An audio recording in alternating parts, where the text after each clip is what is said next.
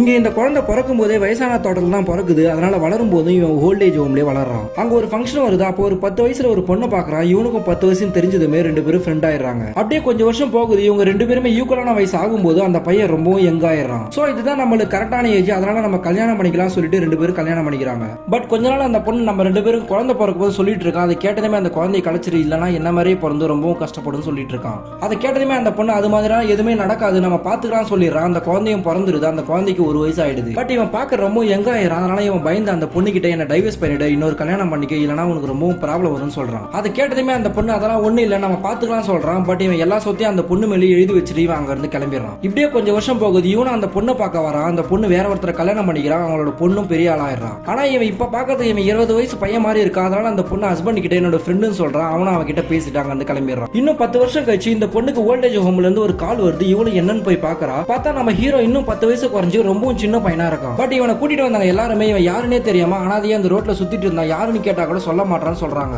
தென் அவங்க கிட்ட ஒரு டைரியும் இந்த ஓல்டேஜ் ஹோம் அட்ரஸும் உன்னோட போட்டோவும் ஃபோன் நம்பர் இருந்தது. அதனால தான் உங்களுக்கு கால் பண்ண சொல்றாங்க. ஆக்சுவலா எனக்கு ரொம்ப வயசு குறைஞ்சு 10 வயசு ஆனதால இவனுக்கு பழைய ஞாபகம் எல்லாமே மறந்துட்டு இருக்கும். அதை கேட்ட இந்த பொண்ணு அவன் கிட்ட போயிட்டு அந்த பொண்ணோட பேரை சொல்றான். பட் அவனுக்கு எதுவுமே ஞாபகம் இல்லைன்னு சொல்லிடுறான். அதை கேட்டதுமே அந்த பொண்ணுக்கு என்ன சொல்றதுன்னு தெரியாம இவனை நானே வளர்க்குறேன்னு சொல்லிட்டு அவனை கூட்டிட்டு போயிடுறான். தென் இந்த பையனுக்கு கொஞ்சம் வருஷத்துல ரொம்ப வயசு குறைஞ்சு 4 வயசு ஆகுது. ஆனாலும் அந்த பொண்ணு ரொம்பவும் கேர் எடுத்து பாத்துக்கிறான். கடைசியா அவன் குழந்தையா மாறி அவனோட காதலி மடியிலேயே இறந்து போறான். இது எல்லாத்தையுமே அந்த பொண்ணு டைரியில ஹாஸ்பிட்டல்ல சாகிறதுக்கு முன்னாடி அவங்க 2 பேரோட பொண்ணு கிட்ட இதை படிக்க சொல்லி கேட்டுட்டு இருக்கா. அந்த டைரியை படிச்சு முடிச்சதுமே அப்பதான் அந்த பொண்ணுக்கு நம்மளோட அப்பா தான் அவருன்னு சொல்லிட்டு தெரிய வருது.